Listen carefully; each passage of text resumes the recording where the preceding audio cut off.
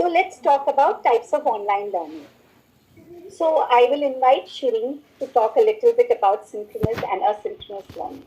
Thank you, Shireen.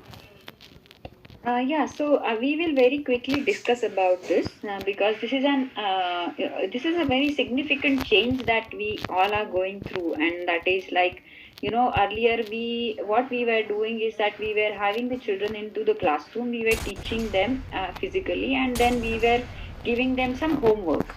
Now what has happened is that the children are in the online setting, they are at their homes already, and then we need to engage them. So that's where this kind of asynchronous and synchronous type of learning happens. So asynchronous is the one where they are doing their activities outside the classroom or outside the classwork, and synchronous is the one when they are with us in the online setting. So we have observed that when you have very interesting asynchronous activities connected to the synchronous activities, then the student engagement is more, and it is applicable to all the classes, like from early childhood education till the 10th or 12th grade. So you have to be very creative in finding the asynchronous activities. So what we have done so far is like we were talking to them about the sustainable living topic, and then we told them to think about what kind of things they have in their bathroom, that is creating some kind of pollution or things like that as a asynchronous activity. So this is now this has become kind of a talk of the town, this synchronous and asynchronous learning. So we just want to grab your attention to this type of learnings during this online session. We will discuss more about how we can do it in the upcoming sessions, but this is just for the information. And then these are like some advantages of synchronous and asynchronous learning. So synchronous is like you are talking to them in a real time session, and you can already see their immediate feedback, and you can facilitate them. While in asynchronous you are not with them, but they are learning. Whether you are with them or not, they are always learning. So what you can do best is that you can direct their this asynchronous learning also when you connect it with your synchronous learning.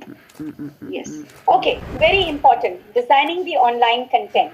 So, how are we going to design our content, our lesson plans, our PowerPoint decks? So, currently, our online content that we are using should be mixture of PowerPoints, our videos, games, quizzes, whatever mixture you can get to get students engaged. Very simple. I will repeat. So it cannot be just PowerPoint with few flashy images. No, we need to have some videos, some games, some quizzes, especially for the higher grades. If you start with either one of them, you have hooked on the children. So many sessions, okay, that we have observed, that we have seen, hardly start the the the session is not started with something like a quiz or a game or a picture, which we will look ahead. If you start your sessions with that, you don't have to keep repeating for the children to not switch off their cameras, be there, talk to you, listen to you. Okay? So, these are the four things. Very important. Remove your cell phones, take a screenshot, take a picture. If you're on your laptop, make sure you're saving this. Every student is thinking, why should I even listen to you? I mean, there is so much online Google content available. There should be something meaningful for them. Apart from them, yes, they have to attend their school. Is why they should be in Miss Lina's class, for example. What is it in for them to be in this class? What does the teacher wants to tell them? So that every student is thinking, what do you want to tell me? Third, if you're telling me, which is fine, can you let me know how it works? Can I experience it? Can I research about it? Is my research going to matter to you? And fourth, I'm interested. What am I going to do next with what you're telling me? Clear? Anybody has questions? Do you agree? Can we just basically look into 4 steps? Why should I listen? What do you want to tell me? How does it work? And if I am interested, what is next for me? So that should be engaged and come back to Miss Lina's or Miss Shova's or Miss Alice's class back again. Right? They need a reason to come back. It should be so engaging that they should wait for your class. And I'm not just saying this to motivate each one of you. I want that from this session forward, whatever you make, you should come back and tell us that, oh, you know what? Children are actually practically waiting for me to take a session again. Right? So, say for example, you're doing maths on Wednesdays and Fridays. How you start your math session, how interesting you make it for them, and the best part is that they wait for your session. Right? Now, whether you're doing games, whether you're doing quizzes, whether you're doing discussion, it depends on how your lesson is. Right? Next one, enhance it by your stories, by your quotes, by your facts, by your visuals. And sometimes you can create a surprise element by sending them one picture via email or your Google Classrooms or your Scholaro app. Look what's coming up next. How about you make 2 points and come back to the class, right? If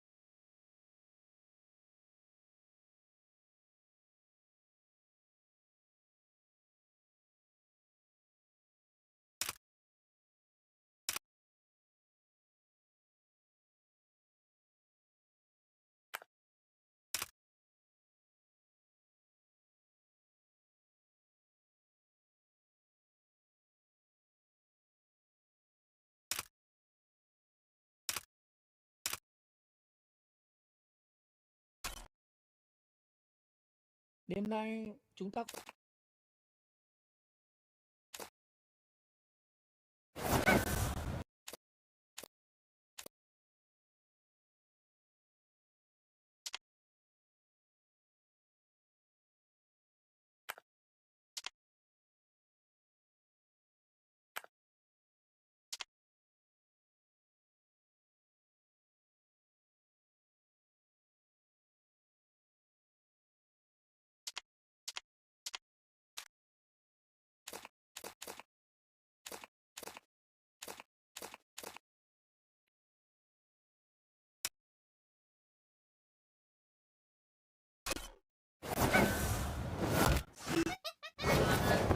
é hora do show.